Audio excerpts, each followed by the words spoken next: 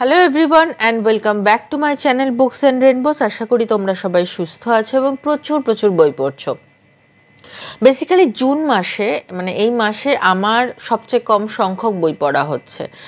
তার কারণ নানা রকম কাজের চাপ রয়েছে, মানে আমার অফিসের কাজের চাপ তো রয়েছেই, তার সঙ্গে সামনে মাসে 4th of জুলাই কলকাতায় ওই আমার যে আমাদের প্রথম কবিতার বইটা সেটা পাবলিশ হতে চলেছে এবং সেটার একটা ব্যস্ততা রয়েছে।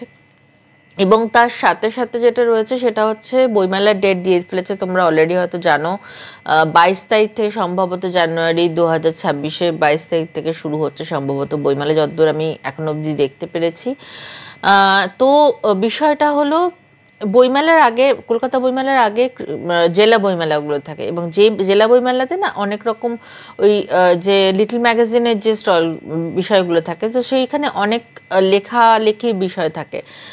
তো সেই কারণে সেই সমস্ত কিছু নিয়ে আমার এখন সময়টা খুব একটু চাপের মধ্যে দিয়ে যাচ্ছে, যে কারণে বেশি বইগুলো পড়া হচ্ছে না। কিন্তু মানে এই সপ্তাহে বা লাস্ট দুটো সপ্তাহে মিলিয়ে আমি অ্যাকচুয়ালি দুটো বই শেষ করেছি এবং দুটো বই কৃষ্ণেন্দু মুখোপাধ্যায়ের লেখা, যেটা মানে অলরেডি তোমরা থাম্বনেলে দেখে নিয়েছো যে কি বই। সেই বইগুলো নিয়ে আজকে তোমাদের সাথে একটু আলোচনা করব মনে হলো, যে অনেকদিন ভিডিও করা হয়নি, তো সেই আলোচনাটাই করতে বসেছি। ইনফ্যাক্ট এখন রাত প্রায় 1টা বাজে এবং আমি এখন ভিডিওটা বানানোর জন্য একটু সময় বার করতে পেরেছি।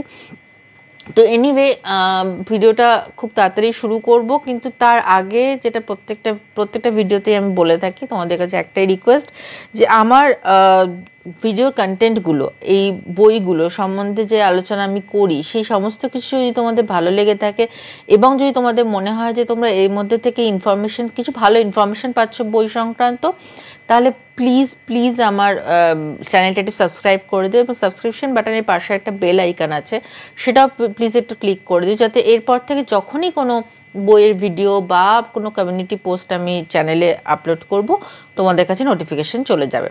ব্যাস, আর দেরি করব না, চলো দেখে নিই যে আজকে ফার্স্ট কোন বইটা আছে।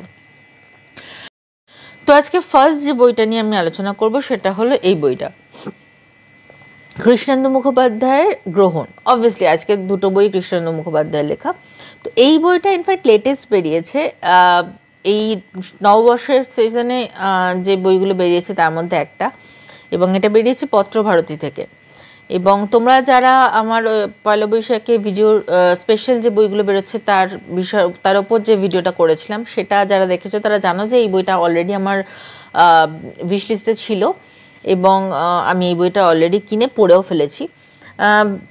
বইটার প্রথমে যেটা আমার ভালো লেগেছিল সেটা হচ্ছে এই প্রচ্ছদটা, যেটা চোখে লেগেছিল, এবং শুধু লাল কালো সাদা তিনটে মাত্র কালারের কম্বিনেশনে এত সুন্দর একটা প্রচ্ছদ আমার খুব ভালো লেগেছে। প্রচ্ছদটা করেছেন আচ্ছা অলঙ্করণ আশিস ভট্টাচার্য। প্রচ্ছদ আলাদা করে কিছু লেখা নেই, আমার মনে হয় ওটাও আশিস ভট্টাচার্যেরই করা, I am not sure, but এখানে আশিস ভট্টাচার্য অলঙ্করণে লেখা রয়েছে। তো আমার মনে হয় প্রচ্ছদটাও হয়তো তারই করা। তো অসাধারণ লেগেছে আমার এই প্রচ্ছদটা। ইনফ্যাক্ট এটাই প্রথম আমার আইক্যাচি লেগেছিল, তারপরে দেখেছি যেটা কৃষ্ণেন্দু মুখোপাধ্যায় লেখা, তো অবভিয়াসলি কিনতেই হতো, পড়তেই হতো। তো তোমরা জানো যে আমি গত বছর থেকে ইনফ্যাক্ট কৃষ্ণেন্দু মুখোপাধ্যায় লেখা পড়া শুরু করেছি এবং এই বইটাও মানে ওনার লেখার মধ্যে এত সুন্দর সুন্দর হিউম্যান সাইকির অ্যাঙ্গেলগুলো থাকে এবং এত স্মুথ লেখা হয়, এত অন্য রকম টপিক নিয়ে লেখা হয় যে আমার পড়তে খুব ভালো লাগে। তো ইনফ্যাক্ট এই বইটার মধ্যে কিন্তু অ্যাকচুয়ালি দুটো উপন্যাসিকা রয়েছে। উপন্যাস বলাটা হয়তো ঠিক হবে না, কেননা তার যে সাইজ, যা পৃষ্ঠা সংখ্যা, তাতে আমরা উপন্যাসিকা বলাটাই হয়তো ঠিক হবে। এবং দুটো উপন্যাসিকা কিন্তু প্রাপ্ত মনস্কদের জন্য, এই যে পেছনে লেখা রয়েছে গ্রহণ এবং পঞ্চম সিম্ফনি, দুটো উপন্যাসিকা, কিন্তু যদি উপন্যাস লেখা রয়েছে, এবং দুটি রহস্যঘন মনস্তাত্ত্বিক উপন্যাস, এবং এই দুটো উপন্যাসে কিন্তু প্রাপ্ত মনস্কদের জন্য ডেফিনেটলি। আচ্ছা, এইবার আমি বইয়ের বিষয়টাতে আসি। বইটার প্রিন্টেড প্রাইস হলো 230 টাকা সম্ভবত, হ্যাঁ 230 টাকা। বইটার পৃষ্ঠা সংখ্যা 144 পৃষ্ঠা 144 পৃষ্ঠা এবং পত্রভর্তি যা পেজ কোয়ালিটি, তাতে ফন্ট সাইজ সমস্ত কিছু মিলিয়ে 230 টাকা ঠিকই আছে প্রাইস আমার মনে হয়। এবং এটার একটা ডাস্ট জ্যাকেট রয়েছে। ডাস্ট জ্যাকেটের নিচের কভারটা মানে হার্ড কভারের যে ডিজাইন এবং ডাস্ট জ্যাকেটের ডিজাইন সেম। বেশ, এইবার আমি দেখিয়ে দিই ফার্স্ট যে উপন্যাসটা, সেটা হচ্ছে 12 পৃষ্ঠা থেকে 80 পৃষ্ঠা অবধি। এর ভেতরে কোনো অলঙ্করণ নেই, কিন্তু ডেফিনেটলি প্রত্যেক দুটো উপন্যাসই শুরু হওয়ার আগের পৃষ্ঠাতে একটা করে অলঙ্করণ রয়েছে। এই যে এটা শুরু হচ্ছে গ্রহণ এবং সেকেন্ড পার্টে এই যে পঞ্চম সিম্ফনি। এবং মোটামুটি আপনারা এই কভারটা দেখে বুঝতে পারবেন যে কী ঘটনার উপরে এই উপন্যাস দুটো। আমি ব্লার্ব দুটো আলাদা করে পড়ে দিচ্ছি এবং ব্লার্বের বাইরে আমি গল্পটা সম্বন্ধে ডিটেলে যাব না, কিন্তু আমার কেমন লেগেছে পড়ে সেটা অবশ্যই আলোচনা করব। তো ফার্স্ট যেটা গ্রহণ, সেটা সম্বন্ধে কি লেখা আছে দেখি। পৃথিবীতে কনস্পিরেসি থিওরির শেষ নেই। পরমা আর রবিনের বিবাহ বিচ্ছেদ এখন কাঠগোড়ায়। পরমার চাই প্রমাণ, এর জন্য সে অনেক দূর যেতে রাজি। ইতিমধ্যে পরস্পরের জীবনে ঘটে যায় আরও ষড়যন্ত্র। সোশ্যাল মিডিয়ায় মিটু পোস্টে নাম জড়ায় পরিচালক রবীন দত্তের। কোনো তৃতীয় ব্যক্তি আছে কি?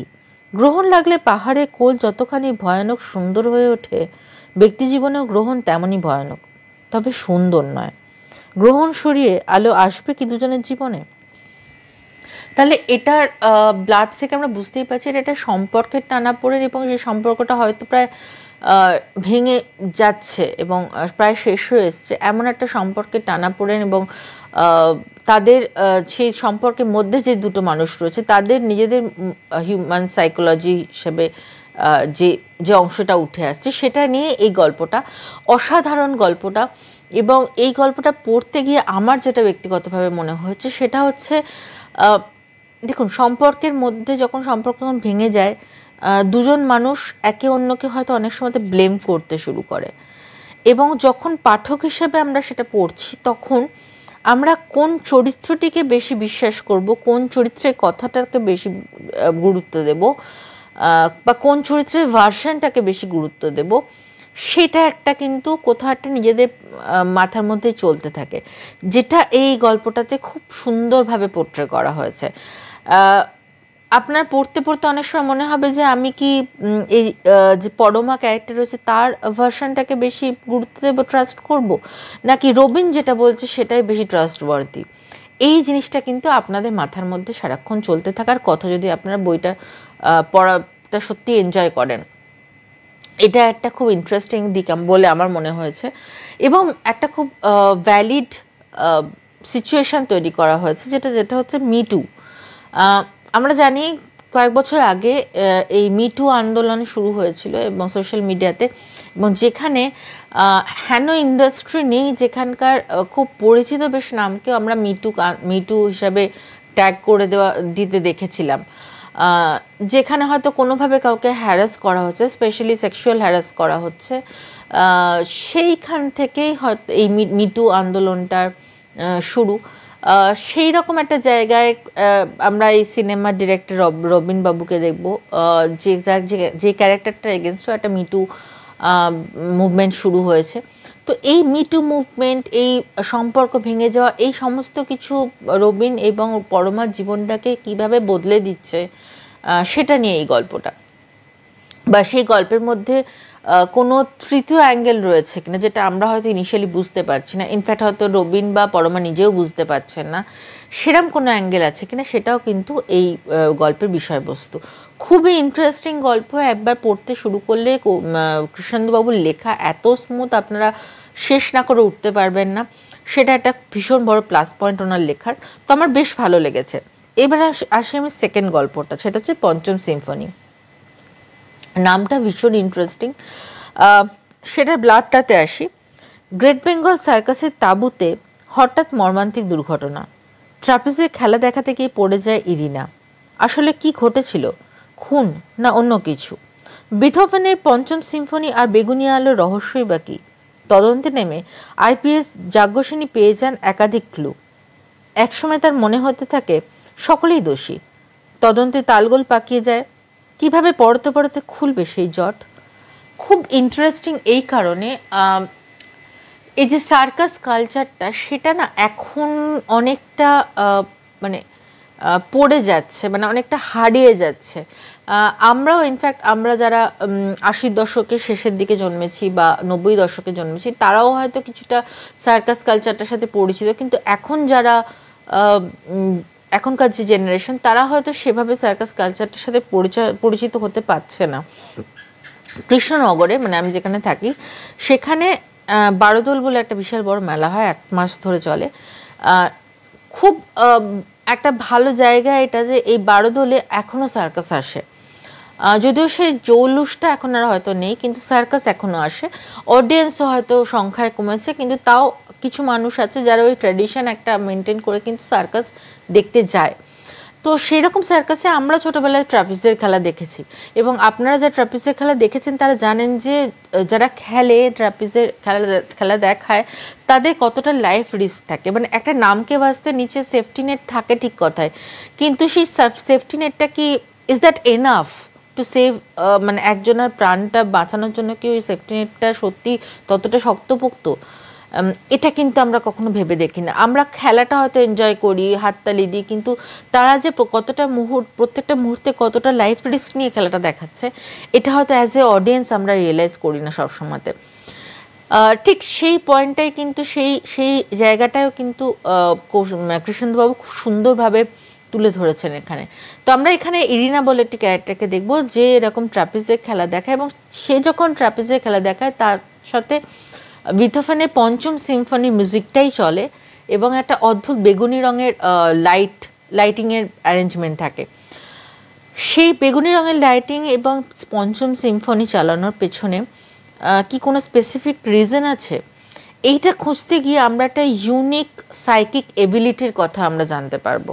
তো এই নিয়েই কিন্তু ঘটনাটা, এবং লাস্টে আমরা যখন জানতে পারবো যে সত্যি কিভাবে তার মৃত্যু ঘটছে, সত্যি সেটা হত্যা নাকি অন্য কোনো বিষয় আছে তার মধ্যে, সেই কনসেপ্টটার মধ্যে এত একটা অদ্ভুত টুইস্ট এনেছেন কৃষ্ণেন্দুবাবু, যেটা আমার অসাধারণ লেগেছে। আমার মনে হয় আপনারা যারা ভালো সাইকোলজিক্যাল থ্রিলার বা সাইকোলজিক্যাল বই পড়তে ভালোবাসেন তাদের কিন্তু এই বইটা অসাধারণ লাগবে। আপনারা প্লিজ এই বইটা একবার পড়ে দেখতে পারেন। আমার মনে হয় এই বইটা আপনাদের খুব ভালো লাগতে চলেছে, অন্তত আমার এই বইটা অসাধারণ লেগেছে। আমি বলবো ইটস এ মাস্ট রিড। তো এইটা হচ্ছে ফার্স্ট বই। এবার সেকেন্ড যে বইটা নিয়ে আমি আলোচনা করব সেটা হচ্ছে কালযাত্রী, যথারীতি কৃষ্ণেন্দু মুখোপাধ্যায়ের লেখা। এইটা বেরিয়েছে আনন্দ থেকে, এবং এটা আমি কিনেছিলাম লাস্ট কোনো একটা বইমেলা, সম্ভবত লাস্ট বইমেলাতে, কৃষ্ণনগর বইমেলা যেটা চলছে সেখান থেকে। এবং এটা সম্ভবত এখন দাম বেড়েছে, কিন্তু আমি 250 টাকা তখন পেয়েছিলাম, অবভিয়াসলি কিছুটা ছাড় পেয়েছিলাম। এবং এটা প্রিন্টেড প্রাইস 250 বলে দিলাম। পৃষ্ঠ সংখ্যা হলো 224 পৃষ্ঠার একটা বই। এবং আনন্দের বইতে যেমন দেখেছি যে আমরা ফন্ট কোয়ালিটি, ওদের পেজ কোয়ালিটি, এগুলো নিয়ে বলার কিছু নেই, তবে কোনো রকম কোনো অলঙ্করণ নেই ভেতরে। বেশ, এইবার আমি আসি ডাস্ট জ্যাকেটের এইখানটাতে। ডাস্ট জ্যাকেটে যে কভারটা, যে ডিজাইনটা রয়েছে, যেমন হয় আনন্দের বইগুলো, ডাস্ট জ্যাকেট খুললে ডাস্ট জ্যাকেটের ভেতরেও ঠিক সেম ডিজাইন, সেম অলঙ্করণ। বেশ, এইবার আমি আসি ব্লার্বটাতে। 4 বন্ধু, দেবাংশু, রূপঙ্কর, নীলাদ্রি আর তথাগত। মধ্যবয়সে তারা বিভিন্ন পেশায় প্রতিষ্ঠিত। একদিন তারা একটি ইমেল পায় সহপাঠী অভিজ্ঞান ব্রহ্মচারীর কাছ থেকে। অভিজ্ঞান দাবি করে আমেরিকা থেকে এসে কাষ্ঠশালী গ্রামের বাড়িতে সে সফলভাবে টাইম ট্রাভেল করেছে। অভিজ্ঞানের সঙ্গে জড়িয়ে আছে কলেজ জীবনের এক পাপবোধ এবং অনুতাপ। 4 বন্ধু সচেষ্ট হয়ে ওঠে অভিজ্ঞানের সঙ্গে যোগাযোগ করায়, কিন্তু অভিজ্ঞানকে কিছুতেই খুঁজে পায় না তারা। অভিজ্ঞানের দাবি সত্য বন্ধুরা বিচার করতে থাকে নানান আঙ্গিকে। এই প্রভাব পড়ে তাদের পারিবারিক এবং পেশাগত জীবনেও। আইনস্টাইন থেকে ঈশ্বরকণা, মহাভারত থেকে সমকালীন বাংলা কবিতা, সুখী জীবন থেকে পরকীয়া দীর্ণ দাম্পত্য জীবন, বৈজ্ঞানিক বিশ্লেষণ থেকে ম্যানেজমেন্ট থিওরি, এই উপন্যাস ছুঁয়ে যায় বিভিন্ন বিষয়। শেষ পর্যন্ত কি অভিজ্ঞানের খোঁজ পাওয়া যাবে? চার বন্ধুকে খুঁজে পাবে তাদের জীবনে বিবিধ সংকটের সমাধান। কৃষ্ণেন্দু মুখোপাধ্যায়ের কালযাত্রী উপন্যাসে জীবন তীব্র গতিময়, তীব্র গতিময়, অসাধারণ ব্লাবটা। এবং অবভিয়াসলি আনন্দের বই নিয়ে, আনন্দ বই বেশি দাম হলেও হয়তো পড়তে আমাদের এই কারণেই ভালো লাগে, এত সুন্দর করে গুছিয়ে ওনারা বইগুলো তৈরি করেন। তো যাই হোক, গল্পটা বেসিক্যালি আমরা বুঝতেই পারছি, দেবাংশু, রূপঙ্কর, নীলাদ্রি তথাগত এবং অভিজ্ঞান, এই পাঁচজনই হচ্ছেন গল্পটার মেন ক্যারেক্টার। আলাদা করে আমরা সেভাবে মেন ক্যারেক্টার হিসেবে আমরা কাউকে হয়তো পাবো না, কিন্তু এই পাঁচজনকেই বলা যায় গল্পটার উপন্যাসের মেন ক্যারেক্টার। এবং এই পাঁচজন একসাথে ইঞ্জিনিয়ারিং কলেজে পড়তো, এবং তার মধ্যে অভিজ্ঞান এবং দেবাংশুর মধ্যে একটা অদ্ভুত পড়াশোনার রেশারেশি থাকতো, এবং দুজনেই পড়াশোনায় ব্রিলিয়ান্ট।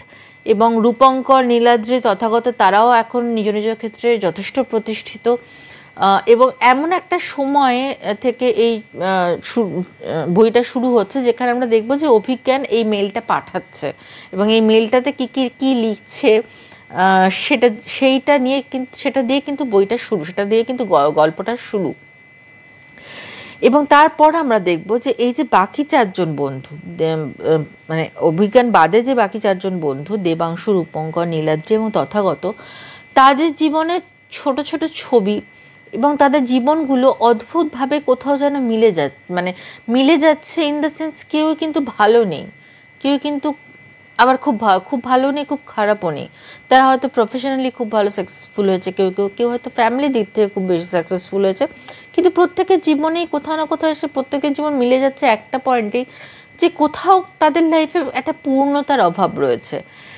এবং তাদের মানে কলেজ লাইফের একটা অদ্ভুত পাপবোধ এবং এমন কিছু অতীতে ঘটনা রয়েছে এই অভিজ্ঞান চরিত্রটিকে কেন্দ্র করে, যে সেই চারজন বন্ধু কিন্তু আজ একজন আরেকজনের টাচে নেই। এমন কিছু ঘটনা বা এই অভিজ্ঞানের যে ইমেইলে সে মেনশন করছে যে টাইম মেশিন আবিষ্কার করেছে এবং খুব সফলভাবে টাইম ট্রাভেল করেছে, এই মেলটা কোথাও একটা যেন এই বাকি চারজন বন্ধুকে একসাথে কাছে আসতে সাহায্য করছে, আবার অভিজ্ঞানকে নতুন করে খুঁজতে সাহায্য করছে। তারা কি অভিজ্ঞানকে শেষ পর্যন্ত খুঁজে পাবে সেটা কিন্তু আলাদা কথা, সেটা কিন্তু পুরো অন্য বিষয়। কিন্তু এই চারজন অভিজ্ঞানকে খুঁজতে গিয়ে তাদের পুরনো বন্ধুত্বটাকে খুঁজে পাচ্ছে কিনা, এইটা নিয়েই কিন্তু গল্প। অদ্ভুত কিছু খুব রিলেটেবল ইস্যু ইন্ট্রোডিউস করেছেন কৃষ্ণেন্দুবাবু এই গল্পটাতে, এবং প্রত্যেকটা ক্যারেক্টারের থ্রু দিয়ে যে ইস্যুগুলো আমাদের মনে হবে যে হয়তো আমাদের জীবনে বা আপনার জীবনেও খুব রেলিভেন্ট, যে কারণে হয়তো বইটা পড়তে আমার আরও বেশি ভালো লেগেছে। আমি ইনিশিয়ালি ভেবেছিলাম হয়তো সায়েন্স ফিকশানে নিয়ে কোনো একটা বই, কিন্তু তারপর যখন আমি বইটা পড়তে শুরু করলাম দেখলাম না, এটা সায়েন্স ফিকশন বা এই সমস্ত কিছু এই যে ব্লার্বে লেখা রয়েছে যে মহাভারত, ঈশ্বরকণা, আইনস্টাইনের থিওরি অফ রিলেটিভিটি, এই সমস্ত কিছুর বাইরে গিয়েও এই গল্পটা বোধহয় একটা বন্ধুত্বের গল্প, যেটা আমার অসাধারণ লেগেছে। মানে আমি বলবো না যে এই বইটা মাস্ট রিড, বা আমি এটা বলবো না যে আমি আজ পর্যন্ত কৃষ্ণেন্দুবাবুর যে কটা লেখা পড়েছি তার মধ্যে বেস্ট বই, সেটাও আমি বলবো না, বাট এই বইটা আমার সাথে অনেক দিন থেকে যাবে। আমি লাস্টে কারণ আমরা যখন আস্তে আস্তে বড়ো হই, মানে আমি কোন জায়গাটা রিলেট করতে পেরেছি সেটা আপনাদের বললে হয়তো আপনাদের ভালো লাগবে। আমি অবভিয়াসলি স্পয়লার দিচ্ছি না, কিন্তু এই চারজন বন্ধু তাদের আরেকজন হারিয়ে যাওয়া বন্ধুকে খুঁজে পাওয়ার জন্য কোথাও একটা আবার একত্রিত হচ্ছে, এবং সেখান থেকে আবার যেন তাদের নিজেদের বন্ধুত্বটাকেও যে নতুন করে খুঁজে পাচ্ছে, এইটা কোথাও একটা আমার খুব রিলেটেবল মনে হয়েছে। তার কারণ আমরা যত বড় হই আমরা স্কুল কলেজে বন্ধুদের হারাতে থাকি, তারা কেউ পৃথিবীর এই কোণ থেকে অন্য কোণে চলে যায়, কেউ সংসারে ব্যস্ত হয়ে যায়, কোনো না কোনোভাবে তাদের সাথে আমাদের যোগাযোগ শেষ হয়ে যায় বা বন্ধ হয়ে যায়, একটা পজ আসে। সেই পজটা যদি সরিয়ে দেওয়া যায়, সেখানে যদি আবার সেই বন্ধুদের সাথে যদি আবার রিকানেক্ট করা যায়, সেই জায়গাটা কোথাও একটা আমি পার্সোনালি বোধহয় এই বইটার সাথে কানেক্ট করতে পেরেছি, যে কারণে আমার বইটা অসাধারণ লেগেছে। এটা আমার পুরোপুরি ব্যক্তিগত মতামত, এবং ওই যে বললাম যে এটা হয়তো কৃষ্ণেন্দুবাবুর বেস্ট ওয়ার্ক নয়, বাট তা সত্ত্বেও এই বইটা there is something about friendship এই বইটাতে, যে বই যেটা আমার সাথে অন্তত একটা লং টার্ম থাকতে চলেছে। আমি জানি না, হয়তো ভবিষ্যতে আমি আরেকবার বইটা রিড করতে পারি। তো যাই হোক, এই বইটা এর চেয়ে বেশি কিছু বলবো না, তাহলে স্পয়লার হয়ে যাবে। আমি বলবো যে আপনারা যদি কৃষ্ণেন্দুবাবুর লেখা পছন্দ করেন এবং খুব সাইকোলজিক্যাল কিছু লেখা পছন্দ করেন, ফিকশন পছন্দ করেন, তাহলে প্লিজ এই বইটা তো অবশ্যই পড়বেন গ্রহণ, কিন্তু এই বইটাও পারলে পড়বেন।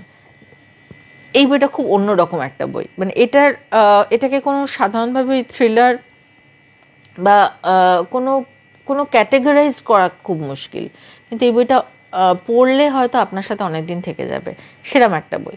তো যাই হোক, আজকে এই দুটো বই নিয়ে আপনাদের সাথে আলোচনা করার ছিল, এবং কেমন লাগলো এই বই দুটো সম্বন্ধে আলোচনা করে। এই বইগুলোর মধ্যে থেকে কোনো বই আপনাদের অলরেডি পড়া হয়ে গিয়েছে কিনা, পড়া হয়ে গিয়ে থাকলে কেমন লেগেছে সেগুলো প্লিজ একটু কমেন্ট বক্সে জানাবেন, কারণ আপনাদের এই কমেন্টগুলোর মাধ্যমে কিন্তু আপনাদের সাথে আমার যোগাযোগটা আরও বেশি স্ট্রং হয়, এবং আপনাদের কমেন্টগুলো পড়তে আমার খুব ভালো লাগে। সেই জন্য বলছি, কেমন লাগলো ভিডিওটা সেটা তো অবশ্যই জানাবেন, কী ধরনের ভিডিও আরও দেখতে চান আমার চ্যানেলে সেটাও প্লিজ জানাবেন, এবং এই দুটো বইয়ের মধ্যে কোন বইটা আপনাদের পড়ার ইচ্ছে রইলো, বা কোনো বইটা অলরেডি পড়া হয়ে গিয়েছে কিনা, সেটা কেমন লেগেছে সেগুলো প্লিজ জানাতে ভুলবেন না। আজকের মতো এই পর্যন্তই। খুব তাড়াতাড়ি চেষ্টা করব আরও নতুন ভিডিও নিয়ে আসার। ওই যে বললাম, বই এই মাসে একটু কম পড়া হচ্ছে, তাও চেষ্টা করব ভিডিও যতটা ফ্রিকোয়েন্টলি আনতে পারি। তো সবাই ভালো থাকবেন, সুস্থ থাকবেন, খুব তাড়াতাড়ি আবার দেখা হচ্ছে। আজকের মতো সায়নারা।